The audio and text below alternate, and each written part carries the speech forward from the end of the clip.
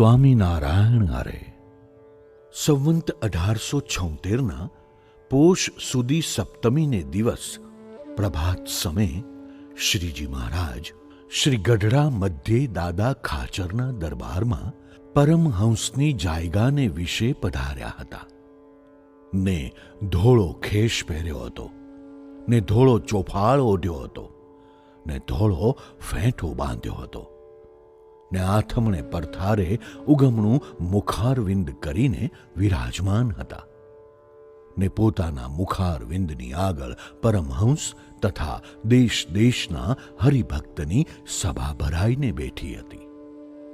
પછી શ્રીજી મહારાજ કૃપા કરીને બોલ્યા છે, સ્વધર્મે યુક્ત એવો જે ભગવાનનો ભક્ત તેના અંતરને વિશે તો પોતાનું યથાર્થ પૂર્ણ કામપણું મનાતું નથી અને તે પૂર્ણ કામપણું તો આત્મનિષ્ઠાને ભગવાનના મહાત્મ્યનું જ્ઞાન તેણે કરીને જ થાય છે અને એ બેમાં જેટલી ન્યૂનતા રહે છે તેટલી પૂર્ણ કામપણામાં ન્યૂનતા રહે છે.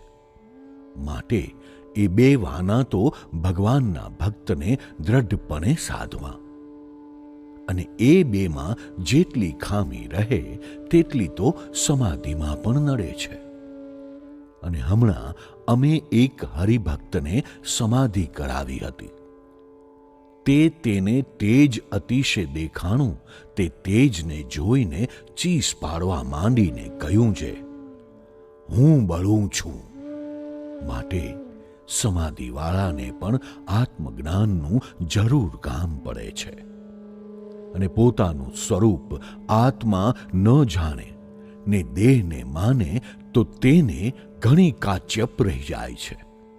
અને અમે તે હરિભક્તને સમજાવ્યું છે, તારું સ્વરૂપ તો આત્મા છે, દેહ નથી ને આ લાડકીબાઈ નામ અને ભાટનો દેહ તે તું નથી અને અછેદ્ય અભેદ્ય એવો જે આત્મા તે તારું સ્વરૂપ છે. પછી અમે તેને સમાધિ કરાવીને કહ્યું છે, ગણપતિને સ્થાનકે 4 પાંખડીનું કમળ છે, ત્યાં જઈને તારું સ્વરૂપ જો. અને જ્યારે સમાધિવાળો ગણપતિને સ્થાનકે જાય છે ત્યારે ત્યાં નાદ સંભળાય છે ને પ્રકાશ દેખાય છે અને તેથી પરબ્રહ્માના સ્થાનકને વિશે જાય છે ત્યારે તેથી નાદ પણ ઘણો સંભળાય છે ને પ્રકાશ પણ તેથી અતિશય ઘણો દેખાય છે. અને તેથી પર વિષ્ણુને સ્થાનકે જાય છે ત્યારે તેથી અતિશય નાદ સંભળાય છે ને તેથી તેજ પણ અતિશય દેખાય છે. એવી રીતે જેમ જેમ ઊંચા ઊંચા સ્થાનકને વિશે જાય છે તેમ તેમ વધુ નાદ સંભળાય છે ને વધુ વધુ પ્રકાશ દેખાય છે. અને એવી રીતે સમાધિમાં અતિશય તેજ દેખાય છે અને અતિશય નાદ થાય છે ને કડાકા અતિશય થાય છે. તે ગમે તેવો ધીરજવાન હોય તો પણ કાયરપણું આવી જાય છે. જો અર્જુન ભગવાનના અંશ હતા અને મહાશુરવીર હતા તો પણ ભગવાનનું વિશ્વરૂપ જોવાને સમર્થ થયા નહીં. માટે એમ બોલ્યા છે, હે મહારાજ, આ રૂપ જોવાને હું સમર્થ નથી. માટે તમારું જેવું પ્રથમ રૂપ હતું તેવું તમારું દર્શન કરાવો. એવી રીતે એવા સમર્થને પણ સમાધિને વિશે જ્યારે બ્રહ્માંડ ફાટી જાય એવા કડાકા થાય છે અને જેમ સમુદ્ર મર્યાદા મેલે એવા તેજના સમૂહ દેખાય છે ત્યારે ધીરજ રહેતી નથી. તે સારું દેહ થકી પોતાનું સ્વરૂપ જુદું સમજવું જોઈએ. અને એવી જે સમાધિ થાય છે તેના 2 ભેદ છે. એક તો પ્રાણાયામે કરીને પ્રાણનો નિરોધ થાય છે, તે ભેળો ચિત્તનો પણ નિરોધ થાય છે. અને બીજો પ્રકાર એ છે જે ચિત્તને નિરોધે કરીને પ્રાણનો નિરોધ થાય છે. તે ચિત્તનો નિરોધ ક્યારે થાય છે તો જ્યારે સર્વ ઠેકાણેથી વૃત્તિ તૂટીને એક ભગવાનને વિશે વૃત્તિ જોડાય. અને તે ભગવાનને વિશે વૃત્તિ ક્યારે જોડાય તો જ્યારે સર્વ ઠેકાણેથી વાસના તૂટીને એક ભગવાનના સ્વરૂપની વાસના થાય.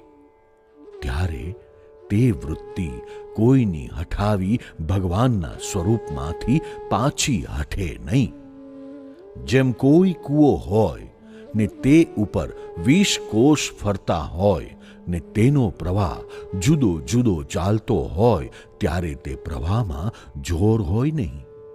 અને તે વિશે કોષનો પ્રવાહ ભેળો કરીએ તો નદીના જેવો અતિશય બળવાન પ્રવાહ થાય. તે કોઈનો હઠાવ્યો પાછો હઠે નહીં. તેમ જેની વૃત્તિ નિર્વાસનિક થાય છે ત્યારે તેનું ચિત્ત છે તે ભગવાનના સ્વરૂપમાં જોડાય છે. અને જેને ચિત્તમાં સંસારના સુખની વાસના હોય તેને તો શ્રોત્ર ઇન્દ્રિય દ્વારે અનંત જાતના જે શબ્દ તેને વિશે જુદી જુદી વૃત્તિ ફેલાઈ જાય છે. તેમજ ત્વચા ઇન્દ્રિય દ્વારે હજારો જાતના જે સ્પર્શ તેને વિશે જુદી જુદી વૃત્તિ ફેલાઈ જાય છે. તેમજ નેત્ર ઇન્દ્રિયની વૃત્તિ તે હજારો જાતના જે રૂપ તેને વિશે ફેલાઈ જાય છે. તેમજ રસના ઇન્દ્રિયની વૃત્તિ તે હજારો જાતના જે રસ તેમાં ફેલાઈ જાય છે. તેમજ નાસિકા ઇન્દ્રિયની વૃત્તિ તે અનંત જાતના જે ગંધ તેમાં ફેલાઈ જાય છે. તેમજ કર્મ ઇન્દ્રિયોની વૃત્તિઓ પણ પોતપોતાના વિષયને વિશે હજારો પ્રકારે ફેલાઈ જાય છે. એવી રીતે દશેય ઇન્દ્રિયો દ્વારે એનું અંતઃકરણ છે તે હજારો પ્રકારે ફેલાઈ ગયું છે. તે જ્યારે ચિત્ત તે ભગવાનનું જ ચિંતવન કરે અને મન તે ભગવાનનો જ ઘાટ ઘડે અને બુદ્ધિ તે ભગવાનના સ્વરૂપનો જ નિશ્ચય કરે અને અહંકાર તે હું આત્મા છું ને ભગવાનનો ભક્ત છું એવું જ અભિમાન ધરે ત્યારે તેની એક વાસના થઈ જાણવી.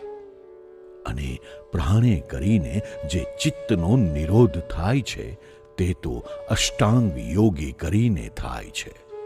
તે અષ્ટાંગ યોગ તો યમ, નિયમ, આસન, પ્રાણાયામ, પ્રત્યાહાર, ધારણા, ધ્યાન અને સમાધિ એ જે 8 અંગ તેણે યુક્ત છે.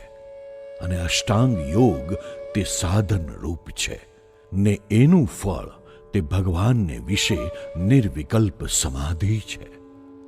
તે જ્યારે એવી નિર્વિકલ્પ સમાધિ થાય છે ત્યારે પ્રાણને નિરોધે કરીને ચિત્તનો નિરોધ થાય છે. અને જો ચિત્ત નિર્વાસનિક થઈને ભગવાનને વિશે જોડાય છે તો તે ચિત્તને નિરોધે કરીને પ્રાણનો નિરોધ થાય છે. માટે જેમ અષ્ટાંગ યોગ સાધવે કરીને ચિત્તનો નિરોધ થાય છે તેમ ભગવાનના સ્વરૂપને વિશે જોડાવે કરીને ચિત્તનો નિરોધ થાય છે. માટે જે ભક્તની ચિત્ત વૃત્તિ ભગવાનના સ્વરૂપને વિશે જોડાણી તેને અષ્ટાંગ યોગ વગર સાધે સધાઈ રહ્યો. માટે અમે કહ્યા જે આત્મનિષ્ઠા અને ભગવાનના મહાત્મ્યનું જ્ઞાન એ 2 સાધન તે દ્રઢપણે રાખવા અને વર્તમાન ધર્મ છે તે તો ભગવાનની આજ્ઞા છે તે જરૂર રાખવા. જેમ બ્રાહ્મણનો ધર્મ છે જે નાવું, ધોવું ને પવિત્રપણે રહેવું, તે કોઈ દિવસ શુદ્રના ઘરનું પાણી પીવે જ નહીં, તેમ સત્સંગી હોય તેને ભગવાનની આજ્ઞામાં ફેર પાડવો જ નહીં. કેમ જે એ ભગવાનની આજ્ઞા પાળે તો તેની ઉપર ભગવાન રાજી થાય છે.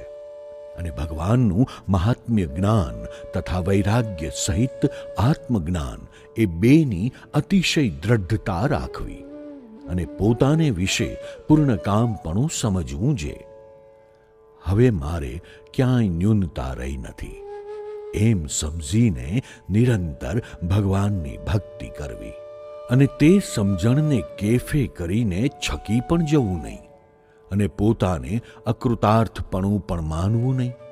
અને જો પોતાને અકૃતાર્થપણું માને તો એની ઉપર જે એવી ભગવાનની કૃપા થઈ તે જાણીએ ખારા પાટમાં બીજ વાવ્યું તે ઉગ્યું જ નહીં. અને જો છકી જઈને જેમ તેમ કરવા લાગે તો જાણીએ અગ્નિમાં બીજ નાખ્યું તે બળી ગયું. માટે અમે કહ્યું તેમ જે સમજે તેને કોઈ પ્રકારની ન્યૂનતા રહે નહીં. એમ કહીને શ્રીજી મહારાજ પોતાના આસન ઉપર પધાર્યા. ઇતિ વચનામૃતમ. એવી રીતે ગઢડા પ્રથમ પ્રકરણનું 25મું વચનામૃત થયું.